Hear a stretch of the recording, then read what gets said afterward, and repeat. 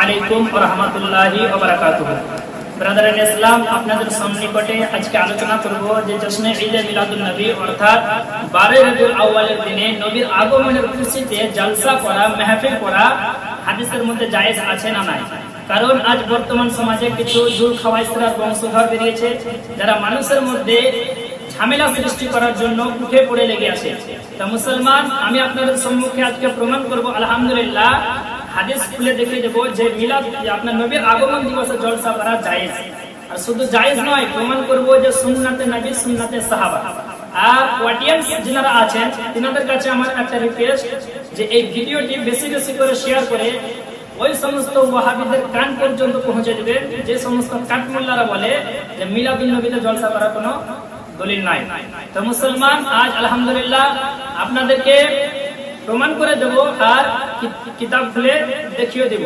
তো হাদিস দেখিয়ে দেওয়ার পর যদি কেউ অস্বীকার করে আপনার কাছে আমি হাদিস দেখাবো, তারপরে যদি কেউ লামাযহাবী আহলে হাদিস যদি বলে না হাদিসের মধ্যে নাই, হারাম বিদআত, তো জেনে নেবেন ওর শরীরের মধ্যে জুল খাওয়াইসরার রক্ত বইছে, যার জন্য সে মানতে পারে। তো আপনাকে হাদিস দেখায়, এই দেখেন জগৎ বিখ্যাত কিতাব, কিতাবটির নাম হচ্ছে নাসাই শরীফ। এই কিতাব লামাযহাবী, ওয়াহাবী, দেওবন্দি, আরাজি, ফারাজি, ভূতবন্দি, ছাপড়াবন্দি সকলে মান্য করে।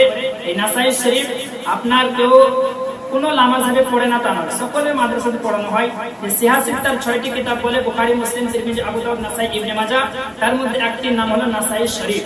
এই নাসাই শরীফ থেকে প্রমাণিত মুসলমান হাদিস পড়া যখন কঠিন পায় না কেন, তাই দেখেন জাবার যে কেস জজম হাদিসের কিছু না, মুসলমান পড়াও খুব মুশকিল। এই পড়ার জন্য 12 বছর গ্রামার করতে হয়।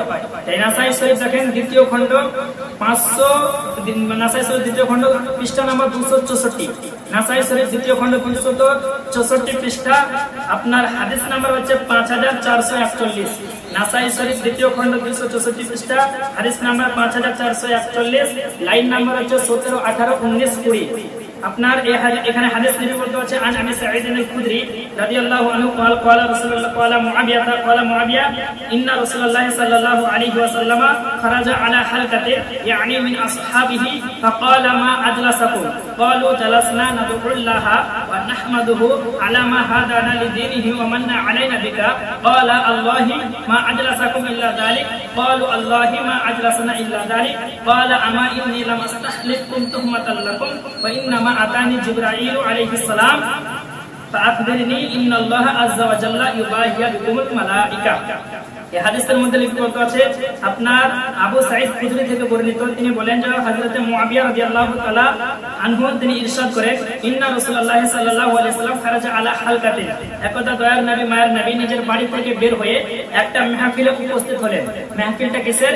ইয়ানি মিন আসহাবিহি, নবী পাকের সাহাবীদের মাহফিল, অর্থাৎ একটা মাহফিল চলছে, আলোচনার মাহফিল চলছে। সেই মাহফিলের মধ্যে আমার রাসূল উপস্থিত হলেন। উপস্থিত হওয়ার পরে কি করলেন? মা আজলাসাকুম, অর্থাৎ আল্লাহর নবী বলছেন ও আমার সাহাবারা, এই মাহফিলটা তোমরা কেন করেছো?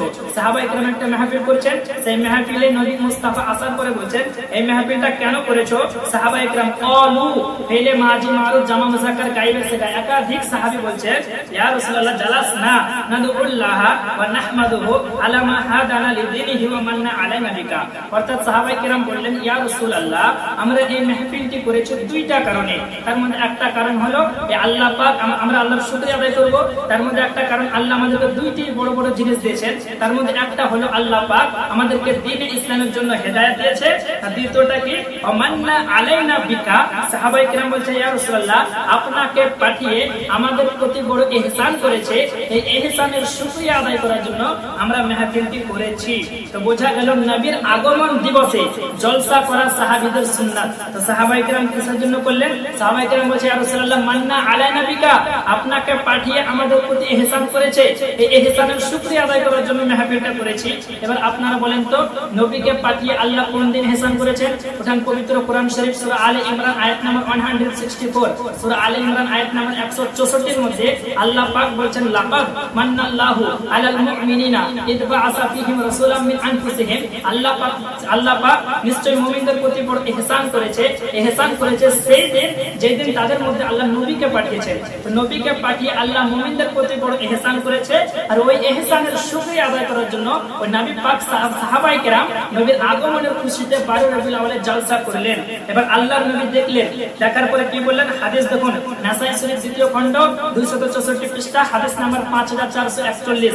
আল্লাহর নবী বলেছেন, ক্বালা আল্লাহুম্মা আজরাসাকুম ইল্লা যালিক। এই হাদিসের মধ্যে নবী মুস্তাফা বলেন, সাহাবায়ে কেরাম তোমরা কি কসম করে বলতে পারবে যে তোমরা মেহফিলটা এই জন্যই করেছো যে আমার আগমনের খুশিতে করেছো, আমাকে পাঠিয়ে তোমাদের প্রতি ইহসান করেছে, এই জন্যই মেহফিলটা করেছো, তোমরা কি কসম করতে পারবে? সাহাবায়ে কেরাম বললেন, ক্বালু আল্লাহুম্মা আজরাসাকুম ইল্লা যালিক, ইয়া রাসূলুল্লাহ, আল্লাহর কসম, খোদার কসম, আমরা আপনার খুশিতেই মেহফিলটা করেছি। তারপর আল্লাহর নবী বললেন, ও আমার সাহাবায়ে কেরাম, আমি তোমাদেরকে কসম দিচ্ছি এই জন্য না যে তোমাদের প্রতি আমার সন্দেহ হচ্ছে। অর্থাৎ নবী মুস্তাফা বলেন, ও আমার সাহাবায়ে কেরাম শোনো, এখন জিবরিল আলাইহিস সালাম এসে আমাকে সুসংবাদ দিলেন, তোমাদের এই মেহফিলটা, এই জালসাটা আল্লাহ পাক এত বেশি পছন্দ করেছে যে তোমাদের প্রত্যেকের প্রশংসা আল্লাহ তাআলা নিজের শান মোতাবেক ফেরেশতাদের মধ্যে করছেন। তো বোঝা গেল নবীর আগমন দিবসে জলসা করা জায়েজ। তো হাদিস পাই না, তো মানুষকে বলছে হারাম। আরে ভাই, হাদিস না পেলে হারাম কেন বলবা? হাদিস না পেলে যারা বড় বড় আলেম তাদেরকে জিজ্ঞাসা করো, কারণ একটা মানুষ তো সব পেতে পারে না।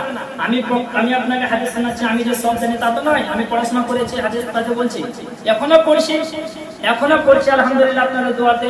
আমি যদি কোনো জায়গায় আমার কোনো জিনিস ডাউট লাগলে আমার উস্তাদদেরকে, যারা আমার থেকে বড় আছে, আমার বন্ধুদেরকে জিজ্ঞাসা করি, তারপরে মানুষের সঙ্গে বলি। একটা মানুষ সব জানতে পারে না ভাই, যদি না জানো আমাদের সঙ্গে কন্ট্যাক্ট করো, আলহামদুলিল্লাহ কিতাব খুলে চোখে আঙুল ভরে দেখে দেবো, মানুষকে বেঈমান করবে না। মুসলমান মিলাদুন নবী জায়েজ। আরেকটা আপনাকে দেখে দিই, মিলাদুন নবী তো সঙ্গে দেখেন তিরমিজি শরীফ, জামে তিরমিজি 76 কিতাব। এই কিতাব না পড়লে সব মানুষের পড়ানো হয়। এই কিতাব তিরমিজি শরীফ দ্বিতীয় খণ্ড 202 পৃষ্ঠা, লাইন নাম্বার 19 এবং 20 এর মধ্যে ইমাম তিরমিজি বাব পেতে দিয়েছেন, বাবু মা জাআ ফি মিলাদিন নবী সাল্লাল্লাহু আলাইহি ওয়াসাল্লাম। কারণ ইমাম তিরমিজি জানেন, কিছু আপনার মূর্খ জাহিল 2025-এ আপনার জন্ম নেবে, ওহাবি জন্ম নেবে, হাজার ওয়াকা পড়াবে, যারা সুন্নিদের উপরে হারামের ফতোয়া দিবে। তাই ইমাম তিরমিজি বাব কায়েম করে দিলেন, বাবু মা জাআ ফি মিলাদিন নবী সাল্লাল্লাহু আলাইহি ওয়াসাল্লাম। কোন ওয়াহাবি যদি অর্থ হাদিস পড়তে পারবে না, তো যদি কানা হয় কমপক্ষে, কানে যদি শুনতে পায় কোনো ওয়াহাবি, তো এই বাবটা শুনে মিলাদুন নবী জায়েজ, এই দলিলটা যেন সে পেয়ে নেয়। তাই মুসলমান এই সমস্ত হারাম খোর জাহান্নামের কুফর থেকে নিজের ঈমান বাঁচাবেন। আল্লাহর নবী বলেছেন, কিয়ামতের পূর্বে কিছু জাহিল মৃত্যু ব্যক্তি বেরোবে, এমন ফতোয়া দিবে না তোমরা শুনেছো না, তোমাদের বাপ দাদা শুনেছে। তো মুসলমান নবীর আগমনে জলসা করা, সাহাবায়ে কেরামের সুন্নাত, মিলাদুন নবী পালন করা নবীর সুন্নাত। আর নবী বলছে, মা আনা আলাইহি ওয়া সাহাবী, যে আমার সাহাবার তরিকাতে চলবে তারাই জান্নাতি। সুন্নিরা না মিলাদুন নবী পালন করে, সুন্নিরাই জান্নাতি। আর যারা বেদাতের ফতোয়া দেয়, জেনে রাখবেন যে তারাই হচ্ছে জাহান্নামী। এই সমস্ত জাহান্নামী তরিকা থেকে আল্লাহ পাক মুসলমানদের ঈমানকে হেফাজত করুন। ওয়া মা আলাইনা ইল্লাল বালাগ।